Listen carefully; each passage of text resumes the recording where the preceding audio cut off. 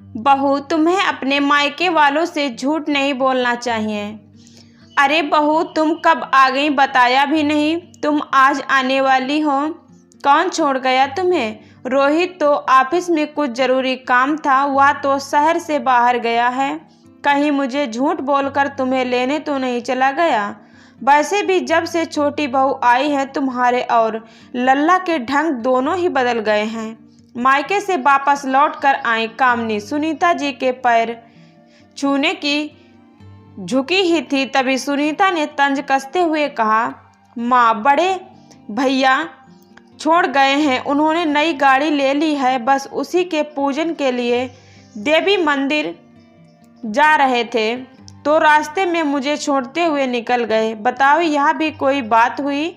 भला इतने सालों बाद तेरे भाई ने एक गाड़ी ली और उसमें भी बेटी के हाथ से शगुन नहीं करवाया, उसे यहाँ छोड़ गए और अंदर भी नहीं आए। सुनीता जी भड़बड़ा रही थी, माँ, भाई और पापा अलग थोड़ी ना हैं, और फिर भी भाभी हैं, भतीजी है। आखिर कब तक वह लोग मेरे को पूछते रहेंगे? सबकी अपनी अपनी गृहस्थी होती है। इतने सालों से मैं ही तो यह सब करती आ रही हूँ। कामनी बहुत कुछ बोलना चाह रही थी, पर शब्द हल्लक में ही अटक गए। आंखों में से आंसू निकलते निकलते रह गए। तभी पीछे से छोटी देवरानी स्नेहा गले लगा लिया।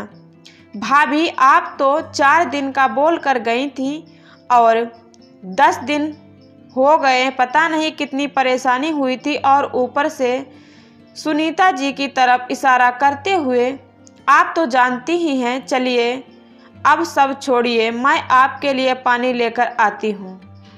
अरे कोई मेहमान थोड़ी ही ना है। वह कामनी, तू अपना काम कर, वह खुद ले लेगी।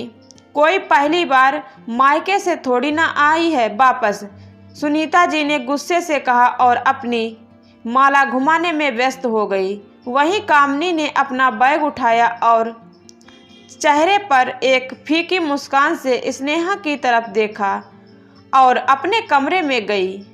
हमेशा की तरह उसका कमरा व्यस्त था, धूल का निशान तक नहीं था। कामनी बिस्तर पर आकर निडल पड़ जाती है और उसकी आंखों से आगे 4 महीने पहले के दिन घूमने लग जाते हैं।